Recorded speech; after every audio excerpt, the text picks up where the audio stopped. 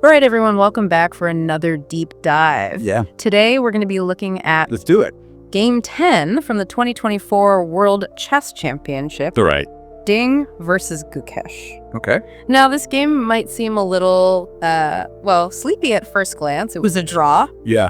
And you might even say that both players were more focused on that upcoming rest day Oh, absolutely. than on a complex game. Yeah. But even in a, quote, boring draw, there are layers of strategy and psychology that can teach us a ton about how these grandmasters think. Exactly. Every decision, even agreeing to a draw, is part of a bigger picture. Yeah. You know, it's like a mental marathon. Oh, yeah. And sometimes, A well-timed rest. yeah, a well-timed pause can be just as important as like an aggressive attack. So let's break down this game, starting with the opening. Okay. They went with a queen's gambit declined. Yeah. Classic. Which, for those of you who don't speak fluent chess, Right. that's where black declines white's gambit or offer of a pawn. Pretty straightforward so far. But then Gukesh, playing as black, Yeah. makes this unexpected move, 9 and h5. Oh, yeah. It's not a blunder or anything like that, No. but it definitely raised some eyebrows in the commentary booth. You can almost feel Gukesh trying to ruffle Ding's feathers Right. with that move. Yeah. You see, usually black only plays nh5 if white has pushed their pawn to h3. Oh, Kind of like a preventative measure. gotcha. But Ding hadn't done that. Right. So Gukesh's move signals that he came prepared with a specific plan. Yeah.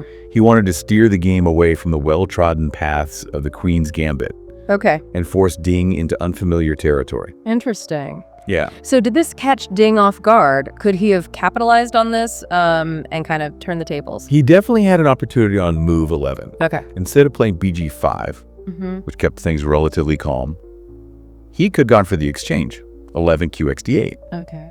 This trade of queens would have led to an endgame where white has a slight edge, kind of like a small hill to defend. Okay. It's not an instant win, Right. but it puts the pressure on black to be incredibly precise. Yeah.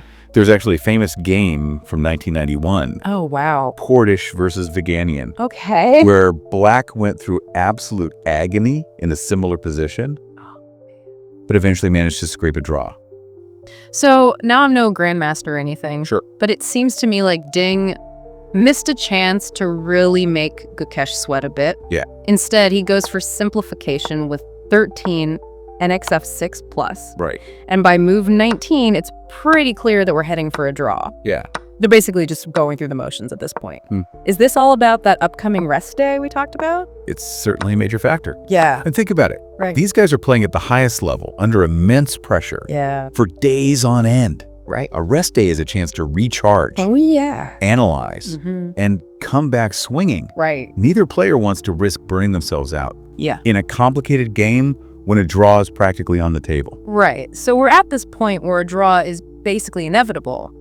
But even in these quiet moments, I imagine there's still a lot going on in their heads. Oh, yeah. Are there any hidden dangers lurking? Yeah. Or is it just a matter of playing out the moves flawlessly? It's like they've shifted into a different mode of thinking. Okay.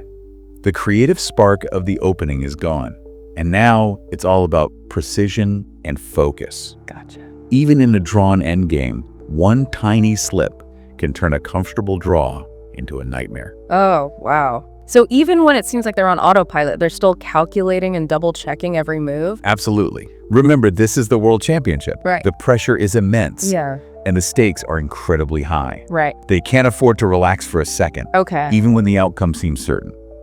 I've heard people say that these drawn games are boring. Right. But this conversation is really changing my perspective. There's so much mental toughness and strategic thinking involved, Absolutely. even when the fireworks aren't going off on the board. Exactly. And let's not forget that each of these players has their own unique style and personality. Oh, that's true.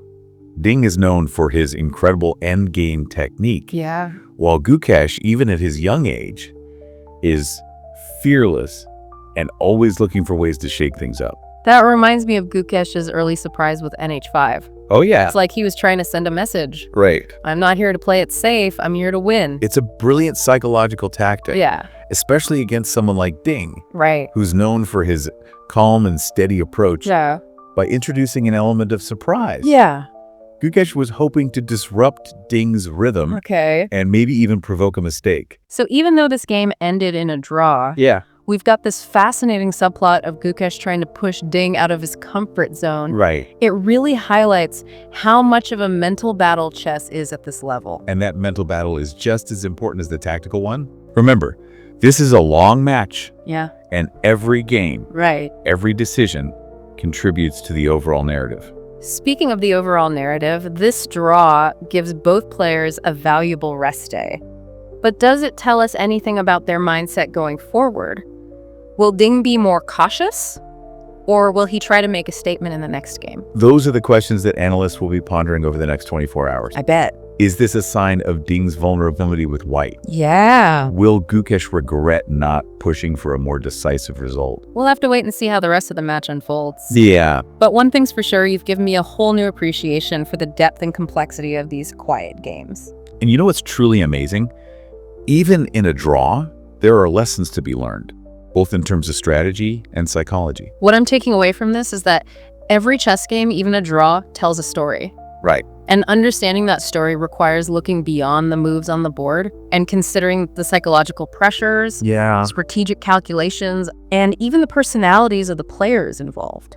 That's a great way to put it. Yeah. It's like we're detectives piecing together the clues to understand the deeper meaning behind each move. And sometimes those clues lead us to unexpected places. Yeah. Like the importance of a well-timed rest day, or the psychological impact of an unconventional opening. Speaking of unconventional, there's one more fascinating aspect of this game that we haven't even touched on yet. Remember how they reached that Queen's Gambit decline structure? Right. Well, it turns out that the specific variation they played is incredibly rare at the top level. Oh, really? You're telling me that even within these well-studied openings, there are still unexplored paths? Absolutely. Wow. And that's what makes chess so endlessly fascinating. Yeah. Even after centuries of analysis, there are still new discoveries to be made. Wow. New strategies to be explored. So in a way, this seemingly boring draw actually opens a window into the future of chess. Oh, for sure. It shows us that even at the highest level, there's always room for innovation and creativity. And that's why I believe that chess will continue to captivate and inspire players and fans for generations to come. Well said. This deep dive has been a real eye-opener. I'm starting to see those quiet games in a whole new light.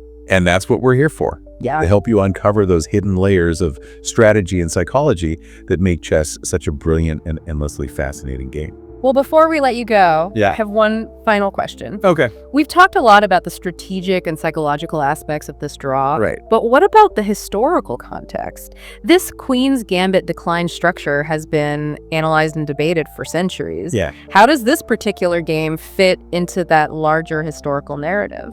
That's a great question. Yeah.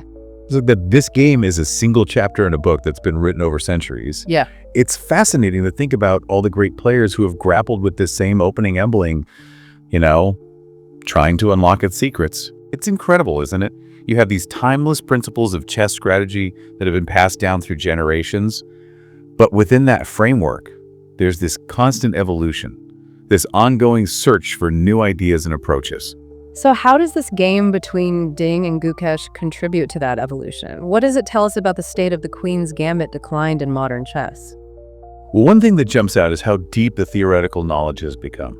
These guys are playing 10, 15 moves deep into the opening, and every move is backed by countless hours of analysis, often with the help of powerful chess engines. It's almost like they're playing on a different level of consciousness, seeing possibilities that most of us couldn't even dream of. And yet, even with all that knowledge, there's still room for creativity.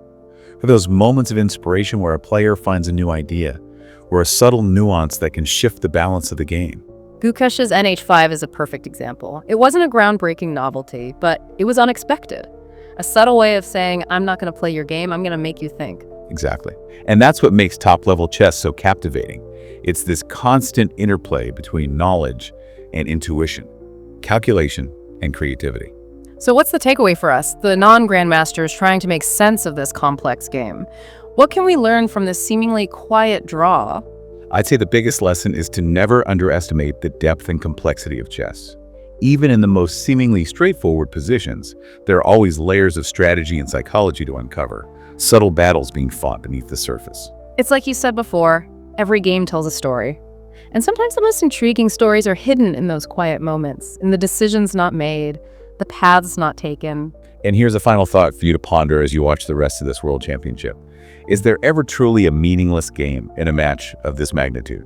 Even a draw can have profound psychological effects, shifting momentum and influencing the outcome of the entire match. That's a really interesting point. It's like every game, every move is a piece of a larger puzzle. And it's up to us to try to understand how they all fit together. Well, this deep dive has been a real eye-opener.